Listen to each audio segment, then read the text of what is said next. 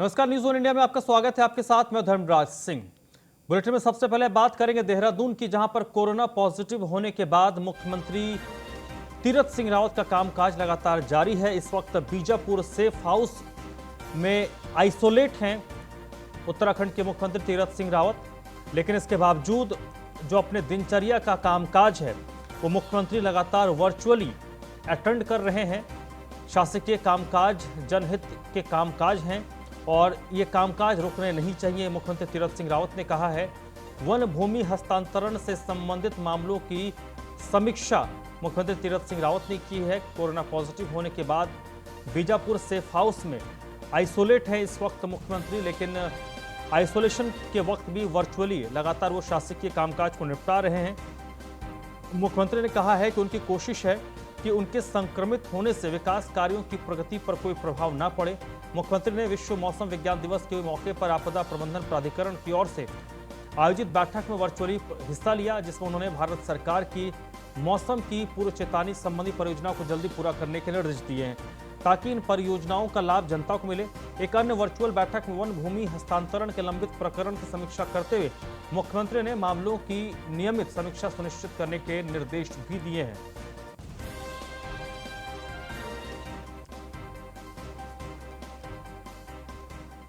BJP के प्रदेश अध्यक्ष के कुमाऊं दौरे का आज अंतिम दिन है। पिथौरागढ़ में आज उनकी कई बैठकें होनी हैं। पिथौरागढ़ पहुंच चुके हैं मदन कौशिक। 3 दिवसीय उनका कुमाऊं का दौरा है। पिथौरागढ़ में बीजेपी कार्यकर्ताओं के साथ उनकी बैठक होगी। प्रदेश अध्यक्ष बनने के बाद मदन कौशिक का ये पहला कुमाऊं का दौरा है, जिसमें आज वो पिथौरागढ़ हैं, इसके पहले वो चंपावत में थे। तो 3 दिन का ये दौरा है। 3 दिन वो अलग अलग जनपद में रहे और आज वो पिथौरागढ़ में हैं। विशेष तौर पर जो फोकस उनका है कि संगठन को चुस्त दुरुस्त किया जाए, क्योंकि संगठन मजबूत रहेगा। संगठन के अंतिम व्यक्ति तक अगर वो पहुंच पाते हैं तो अगले साल होने वाले विधानसभा चुनाव में भारतीय जनता पार्टी के दोबारा से सत्ता में लौटने का रास्ता थोड़ा क्लियर हो सकता है। फहीम तन्हा इस वक्त मेरे साथ जुड़ चुके हैं। फहीम, ये जो 3 दिवसीय दौरा रहा है मदन कौशिक का कुमाऊं इलाके में, कितना ये गंभीर इसको माने और कितना इससे फायदा भारतीय जनता पार्टी को होगा? देखिए धर्मराज, भारतीय जनता पार्टी को इन दौरों से कितना फायदा होगा ये तो कहना थोड़ा मुश्किल है, लेकिन ये गंभीर महत्वपूर्ण दौरा है। 3 दिवसीय दौरा, आज अंतिम दिन है इसका, आज के तो 3 दिवसीय दौरे का, क्योंकि पिथौरागढ़ में इस समय मदन कौशिक प्रदेश अध्यक्ष हैं। और अगर हम इन तीनों दिनों के दौरे को देखते हैं तो बागेश्वर से लेकर के चंपावत, पिथौरागढ़, इन तीनों ही जनपद में प्रदेश के पदाधिकारियों से, कार्यकर्ताओं से मुलाकात, बैठकें की हैं और हालात को समझा है। क्योंकि मदन कौशिक को अभी हाल में ही प्रदेश अध्यक्ष बने हैं, तो जाहिर सी बात है कि प्रदेश अध्यक्ष के तौर पर और मंत्री के तौर पर सरकार में दोनों कामकाज अलग तरीके से होते हैं, अलग जिम्मेदारियां होती हैं और संगठन के ऊपर एक बड़ी जिम्मेदारी है। इस वक्त की चुनावी वर्ष है, 2022 में चुनाव होने हैं और ऐसे में जीत को लेकर के सुनिश्चित हो जाना, निश्चित हो जाना, ये बड़ा एक मंथन है, बड़ी गंभीर जिम्मेदारी है। क्योंकि 57 सीटों का प्रचंड बहुमत तो बीजेपी के पास आया था 2017 में, तो बीजेपी के पास एक बड़ी चुनौती है कि क्या उस प्रचंड बहुमत को बना करके रखा जाएगा 2022 में भी, क्योंकि दावे बीजेपी के 2017 से भी ज्यादा सीटें लाने के हैं, कुल 70 की विधानसभा है। तो ऐसे में ये एक जो दावे हैं उनको पूरा करना, उनका खरे उतरना बड़ी जिम्मेदारी है और ये इससे भी बहुत अहम हो जाएगा संगठन का कामकाज धर्मराज, क्योंकि अब सरकार से भी बहुत उम्मीदें हैं जनता को। जब PSR 2 लाया गया है तो जाहिर सी बात है कि उस तरह की अपेक्षाएं भी अलग होंगी कि साल भर में कुछ इस तरीके का कामकाज दिखाए सरकार, जिससे आगे की उम्मीदें बढ़े। संगठन का ऐसे में बहुत महत्वपूर्ण दायित्व हो जाता है, क्योंकि संगठन का कार्यकर्ता ही बूथ स्तर तक वो जनता के पास जाता है। तो मदन कौशिक के ऊपर एक बड़ी जिम्मेदारी है और ये इसलिए भी जिम्मेदारी है क्योंकि मदन कौशिक हरिद्वार राजधानी जिले के रहने वाले हैं, यहीं से वो लगातार विधायक रहे, यहीं से मंत्री रहे हैं। तो ऐसे में पर्वतीय क्षेत्र में उनके दौरे काफी महत्वपूर्ण हो जाते हैं। पर्वतीय मिजाज को समझना, पर्वतीय कार्यकर्ताओं की समस्याओं को समझना, उनकी बात को समझना और उसके हिसाब से फिर फीडबैक लेकर रणनीति में उसका इस्तेमाल करना, ये तमाम जिम्मेदारियां हैं मदन कौशिक के ऊपर। तो जाहिर सी बात है कि इसको लेकर के गंभीरता के साथ ये दौरा पहला चरण का उन्होंने 3 दिन का पहला दौरा है। फहीम, देखिए यहाँ पर क्योंकि चुनावी साल में मदन कौशिक को सरकार से शिफ्ट करके संगठन में लाया गया है, एक बड़ी जिम्मेदारी मदन कौशिक के कंधों पर है। और ये इसलिए भी हो जाता है, जैसा आपने जिक्र किया कि सरकार में किसी विभाग को चलाना एक अलहदा विषय होता है और संगठन को बांध के रखना एक अलहदा विषय है। वहां पर मदन कौशिक के लिए एक चुनौती होगी।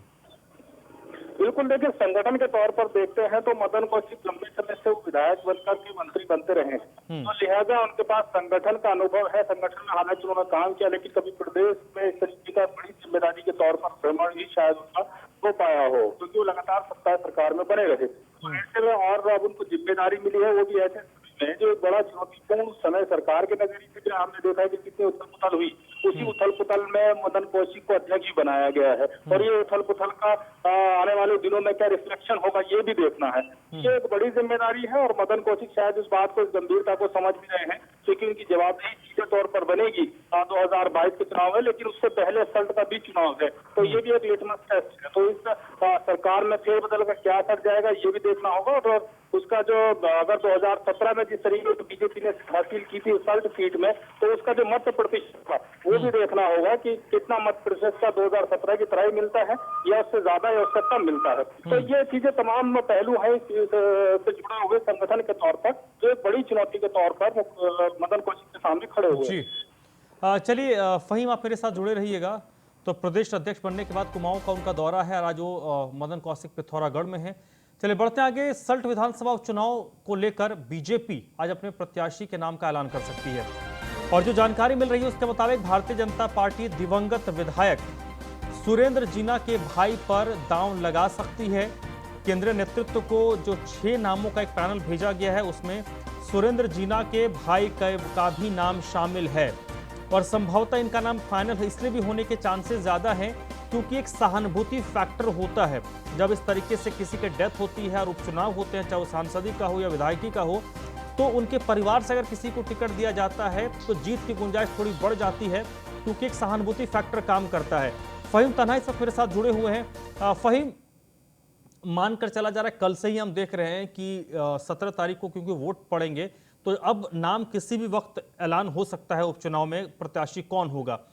ज्यादातर चांसेस हैं सुरेंद्र जीना के भाई पर कि भारतीय जनता पार्टी उन्हीं पर दांव लगाएगी।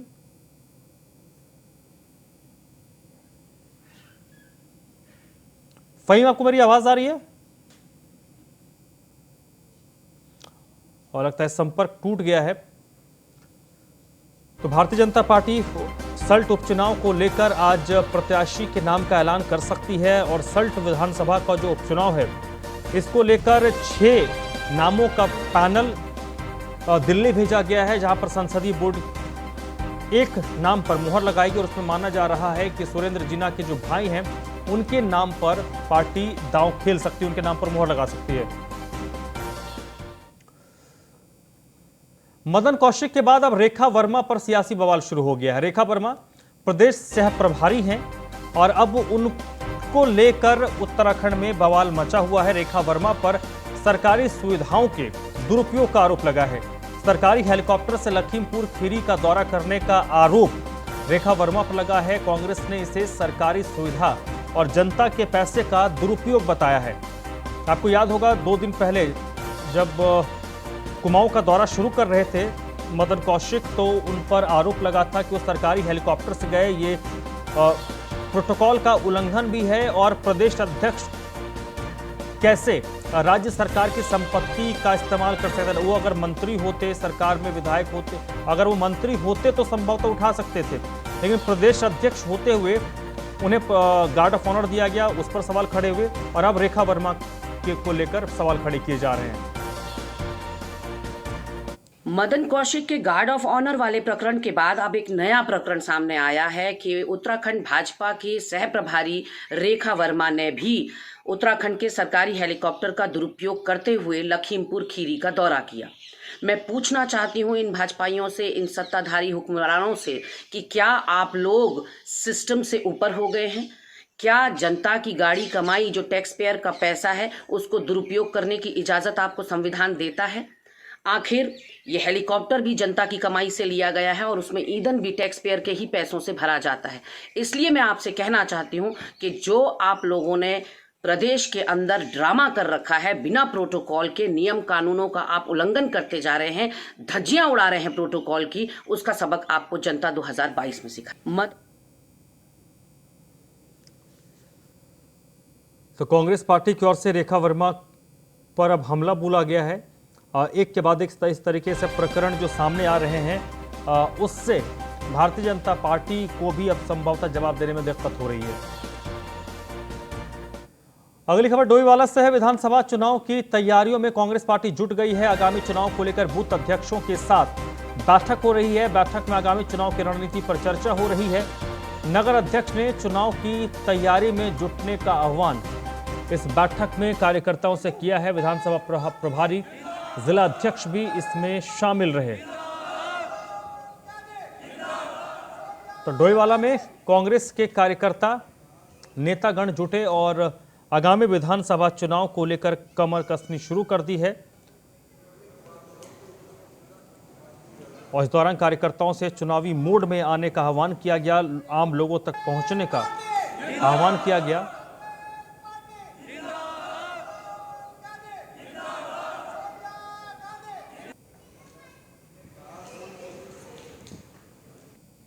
बैठक थी जिसमें कई महिलाओं ने, कई पुरुषों ने कांग्रेस में अपनी आस्था व्यक्त करते हुए कांग्रेस की सदस्यता ज्वाइन की है।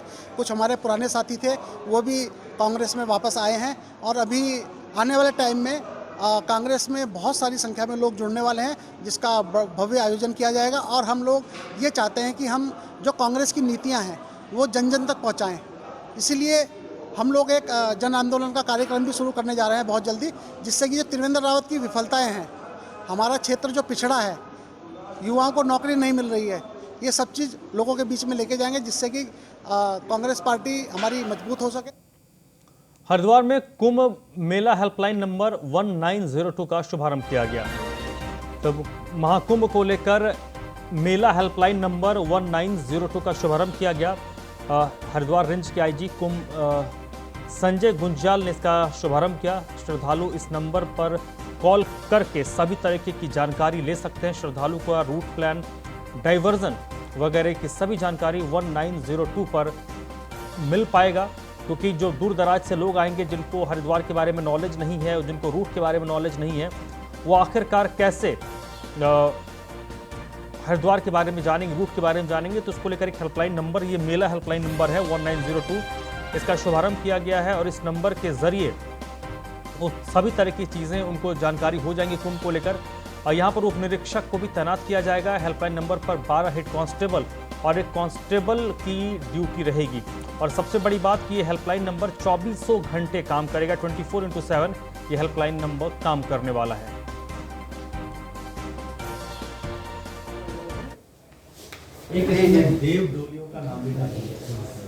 हरिद्वार से अगली खबर है। सिडकुल पुलिस को एक बड़ी सफलता हाथ लगी है। ट्रक चोरी का पुलिस ने खुलासा किया है। तो हरिद्वार में सिडकुल पुलिस को एक बड़ी सफलता हाथ लगी है। यहां पर ट्रक चोरी के एक मामले का पुलिस ने खुलासा किया है। एसपी सिटी कमलेश उपाध्याय ने प्रेस कॉन्फ्रेंस कर इस मामले की जानकारी दी है। पुलिस ने एक आरोपी को ट्रक के साथ गिरफ्तार किया है। पुलिस अभी एक आरोपी की तलाश कर रही है।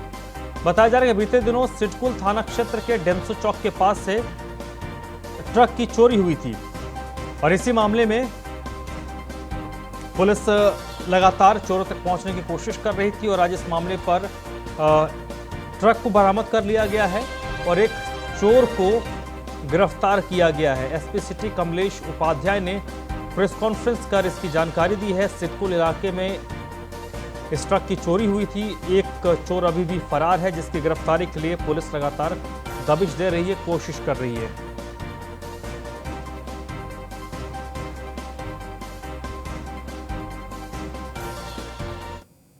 ये घटना सिडकुल थाना क्षेत्र की है।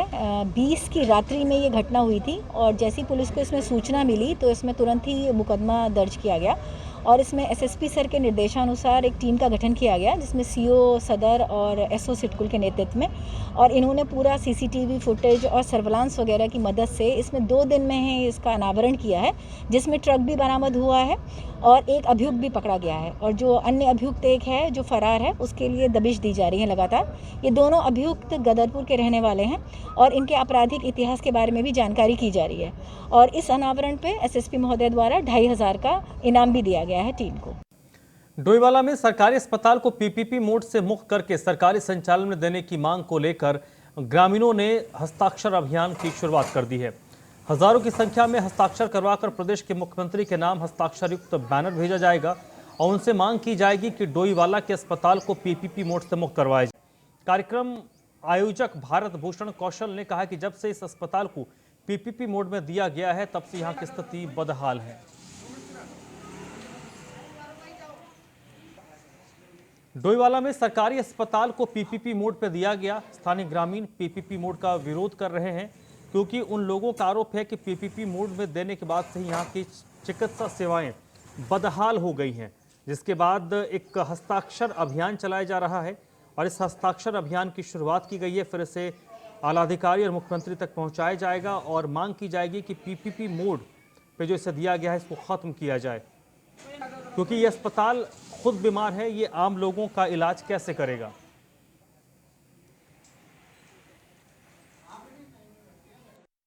उत्तराखंड राज्य का गठन शिक्षा, स्वास्थ्य और रोजगार के लिए किया गया था, ताकि उत्तराखंड के लोग यहीं पर रहें, यहीं पर पढ़ें, यहीं पर रोजगार मिले और यहीं पर इनका इलाज हो।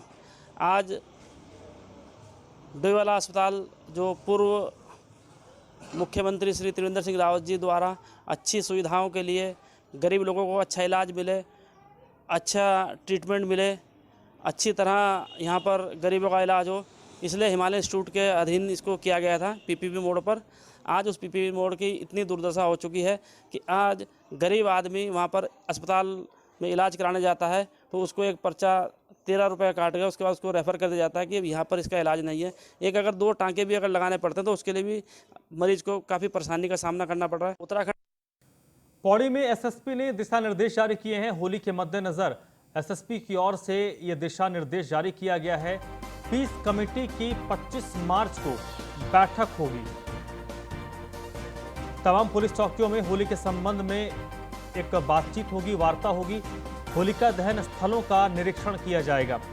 पौड़ी में किस तरीके की दिक्कत न हो इसको लेकर एसएसपी की ओर से एक दिशा निर्देश जारी किया गया है। तमाम चौकियों को एक दिशा निर्देश जारी किया गया है कि होलिका दहन को लेकर जगह जो चिन्हित किया गया उसका निरीक्षण करें, साथ ही साथ होली के संबंध में बातचीत करें, एक पीस टॉक जरूर करें ताकि होली शांतिपूर्ण संपन्न हो जाए। होली के उसमें अभी हम सभी थाना अध्यक्ष को निर्देशित किया गया है।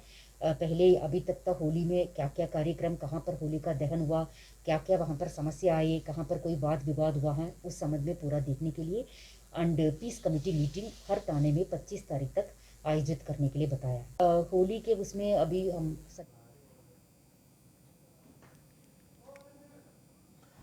अगली खबर हरिद्वार से है। 3 अप्रैल को श्री रविदास शोभा यात्रा का आयोजन होगा। बड़ी खबर हरिद्वार से है। 3 अप्रैल को श्री रविदास शोभा यात्रा का आयोजन किया जाएगा। इस शोभा यात्रा की तैयारियों को लेकर बीजेपी के विधायक ने बैठक की है। बैठक में शोभा यात्रा की तैयारियों को लेकर चर्चा की गई है। एक दिन हरिद्वार को भगवामय करने की अपील भारतीय जनता पार्टी के विधायक ने की। हरिद्वार में 3 अप्रैल को श्री रविदास शोभा यात्रा का आयोजन किया जाएगा। ये शोभा यात्रा हरिद्वार की उपनगरी ज्वालापुर के रविदास द्वार पुलजटवाड़ा से शुरू होकर हर की पैड़ी पर खत्म होगा। शोभा यात्रा की तैयारियों को लेकर बीजेपी विधायक सुरेश राठौर के बहादुरबाद स्थित कैंप कार्यालय में बैठक हुई है। बैठक में विधायक सुरेश राठौर और श्री गुरु रविदास विश्व महापीठ के अनुयायी मौजूद थे। बैठक में विधायक सुरेश राठौर ने बताया कि भारत के इतिहास में सब में कुछ ऐसे त्यौहार हैं जो दुनिया के सबसे बड़े त्यौहार माने जाते हैं। दुनिया का सबसे बड़ा सनातनी लोगों का त्यौहार उसमें से एक है। आपको बता दें कि गुरु रविदास विश्व महापीठ के भक्तों से ये प्रार्थना की गई है कि एक दिन के लिए सब मिलकर हरिद्वार को भगवामय करें और गेरुआ वस्त्र पहनकर मां गंगा में स्नान करें। जो प्रेम हमें झलकाते हैं उस रविदास जी के द्वार पर, उस गंगा मैया के द्वार पर मैं इस पवन कुटी रविदास। वहीं हरिद्वार में शाही स्नान के दिन शहर भर में श्रद्धालु घूम नहीं पाएंगे। श्रद्धालुओं को पार्किंग के पास ही घाटों पर गंगा स्नान करना होगा। यह व्यवस्था उस दिन होगी जिस दिन शाही स्नान होती है। तो जिस दिन शाही स्नान होगा उस दिन पार्किंग के पास जो गंगा घाट है वहां पर श्रद्धालु को स्नान करना होगा। बैरागी द्वीप के सामने 2 किलोमीटर लंबा अस्थायी घाट बनाने की तैयारी शुरू कर दी गई है। 12 और 14 अप्रैल को शाही स्नान है। शाही स्नान के वक्त हर की पैड़ी पर श्रद्धालुओं के स्नान को प्रतिबंधित कर दिया गया है, क्योंकि शाही स्नान के दिन बहुत ज़्यादा भीड़ इकट्ठा होती है, बहुत ज़्यादा भीड़ जुटती है। तो 12 और 14 अप्रैल को शाही स्नान है, तो उस दिन जो आम श्रद्धालु हैं वो हर की पैड़ी पर स्नान नहीं कर पाएंगे। इसके लिए अलग से जो पार्किंग है वहाँ पर गंगा घाट बनाने की कोशिश की जा रही है। 2 किलोमीटर के करीब यहाँ पर गंगा घाट बनाया जाएगा और यहीं पर आम श्रद्धालु स्नान करेंगे।